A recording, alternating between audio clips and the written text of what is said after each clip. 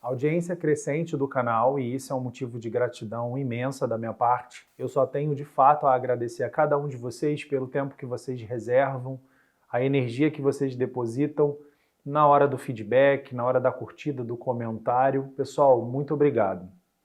E como um retorno da minha parte em relação à atenção carinhosa de vocês, eu queria, como há muito tempo a gente não faz, que esse vídeo comentasse um pouquinho sobre uma dúvida, sobre um comentário mandado por uma pessoa que eu achei bastante importante, porque através deles a gente vai tirar alguns pontos legais para serem discutidos.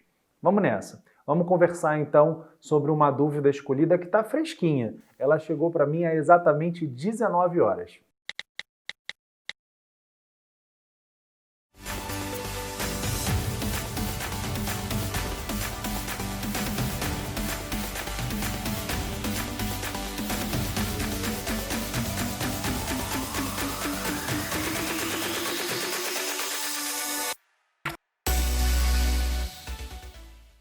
Bem, a Cíntia Karina colocou para mim assim: doutor, tenho 43 anos, minha pele está ficando flácida, mais evidente na papada. A biomedicina me indicou skin booster, preenchimento do bigode, linhas de marionete, peeling, fios de sustentação e radiofrequência. Acho muita coisa. Eu também acho. E é por isso que eu achei esse comentário dela bastante relevante. E aí alguns pontos importantes a partir de um feedback como esse. Primeiro, que é sem dúvida alguma muito difícil para mim enquanto médico, não vendo o paciente, e por isso que, na minha opinião, em cosmiatria, por mais que a tecnologia nos auxilie muito na vida moderna, nada irá substituir esse ambiente, o ambiente do consultório, onde a semiótica, a propedêutica, né, a parte da nossa ciência que se atém à coleta da história clínica, à condução do exame físico, aos registros fotográficos que a gente acabou de comentar no vídeo anterior, nada vai substituir a riqueza por trás desse momento. Então, óbvio que eu não estou vendo essa pele, eu não estou palpando, não estou sentindo essa pele, mas eu infiro a ideia de que, sendo uma paciente de 43 anos e a profissional, que eu também estou aqui longe de qualquer julgamento pelo fato de ser uma biomédica, pelo que me parece, e não uma médica, eu não tenho esse julgamento. Esse julgamento de conselhos de classe, ele não me pertence, ok? Simples assim. Acho que as pessoas precisam estar devidamente habilitadas, capacitadas e treinadas, e o que está por trás disso é muito maior do que eu, esse julgamento não me cabe. Mas o que a profissional em biomedicina indicou para ela, diante de uma pele flácida, ela coloca que está ficando flácida, mais evidente na papada. E aí ela indica uma série de tratamentos. Eu já acho interessante notar que, se é o terço inferior, né, vamos começar a inferir algumas ideias. Se o que incomoda a Cíntia Karina são inestetismos presentes no terço inferior, a gente já conversou isso em vídeos sobre flacidez, os dois especificamente em que a gente fala sobre a flacidez e depois a gente faz uma espécie de um apanhadão geral sobre as várias possibilidades terapêuticas até então para a flacidez cutânea, para a flacidez tissular ou simplesmente para a flacidez da face. E já conversou nos vários vídeos sobre preenchimento da face, que a gente até foi dividindo em temas, né? Preenchimento da região malar, preenchimento do mento, do bigode chinês, que, apesar de todos os níveis teciduais estarem envelhecendo juntos, e obviamente todos os meus 3/3 também estarem envelhecendo de maneira síncrona, em geral, a gente pode dizer que quando o terço inferior ele está acometido por uma pitose, por uma queda dos tecidos, isso vem do terço médio, que deve estar vindo do terço superior.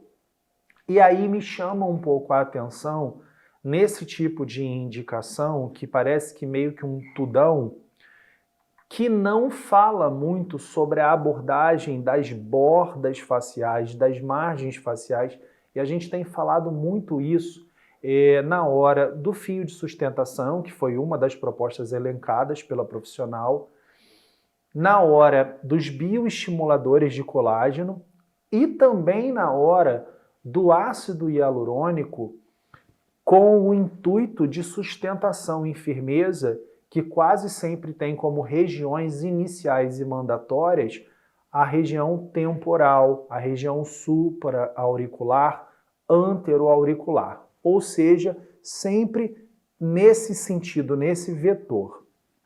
E quando nesse comentário ela coloca o Skin Booster, o preenchimento do bigode, né, que eu imagino que seja o bigode chinês e a linha de marionete, ou seja, isso daqui dela deve estar muito marcadão, peelings, fios de sustentação e radiofrequência, eu me pergunto o que de fato estaria tratando a papada dela, que é o que no comentário dela ela foca. Então, dicas em relação a esse tipo de abordagem, que são muitos os inestetismos. Primeiro mostrar para o paciente, primeiro se ater, quando possível, à queixa principal. Então existe uma queixa de flacidez, mas a queixa principal é a papada. Se é advinda da flacidez, ótimo, está tudo muito condizente num plano terapêutico que você vai alimentar para esse tipo de paciente. Mas se é uma papada, por exemplo, às custas muito mais de gordura localizada do que flacidez tissular, não foi proposto aqui algo muito voltado para a gordura localizada da papada. Outra coisa que a gente precisa pontuar também advindo desse tipo de feedback. É uma verdade, eu diria que absoluta, que o sucesso na cosmetria está pautado nas terapias combinadas, muito mais do que na monoterapia. Então a gente vai ficar com uma aparência, uma beleza plástica quase sempre mais bem garantida quando da associação de tratamentos.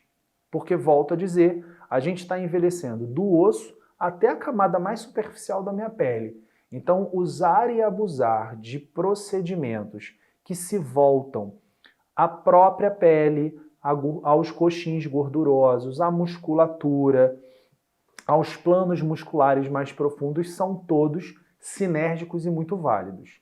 Mas terapia combinada também não significa uma politerapia que meio que parece assim, vou fazer tudo que eu sei fazer.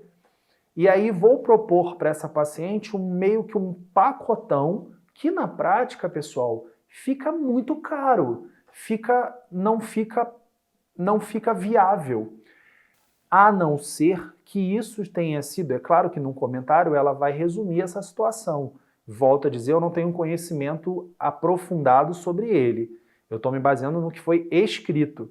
Mas a não ser que isso tenha sido diluído ao longo do tempo, tenha sido apresentado para ela como propostas de curto, médio e longo prazo. Aí ok, aí essas terapias combinadas numa quantidade tão importante como essa, passam a fazer sentido na minha cabeça. O que eu quero que fique com esse tipo de feedback muito rico que a Cíntia Carina nos colocou no canal e que de fato me motiva a manter um canal cujo objetivo principal seja surfar naqueles 3 grandes braços que a gente já explicou, da estética facial, da estética corporal, das tecnologias envolvidas no que se pode planejar em termos de tratamento para os inestetismos, quer que sejam faciais ou corporais, e esclarecer, aumentar a tua análise crítica, a tua visão crítica. Não é se armar contra qualquer profissional, é simplesmente estar mais crítico, mais enriquecido de conhecimento. Uma abordagem como essa, que foca muito, me parece, no terço inferior, e não trata ou não se lembra do terço médio e do terço superior, provavelmente como início de tratamento, para que, consequentemente, ela observe uma correção final do terço inferior, traz a ideia de um planejamento não tão bem feito. Então, não corram. Acho que a mensagem é: não tentem resolver para ontem o que a paciente te apresenta sem muito raciocínio. Por isso é interessante, da nossa parte enquanto profissional, conhecer as mais diversas técnicas e entender em que momento uma dá lugar à outra, em que momento uma vai ser sinérgica à outra, para que a gente desenhe um plano terapêutico, planeje a terapêutica dessa paciente da maneira mais organizada, personalizada e customizada e que, portanto, vai se tornar mais eficiente, mais eficaz para ela, tá certo? Eu espero que com a dúvida da Cíntia a gente tenha enriquecido um pouco mais esse nosso jeito enquanto profissional de trabalhar, com calma, com estudo, com planejamento. Beijo e até a próxima!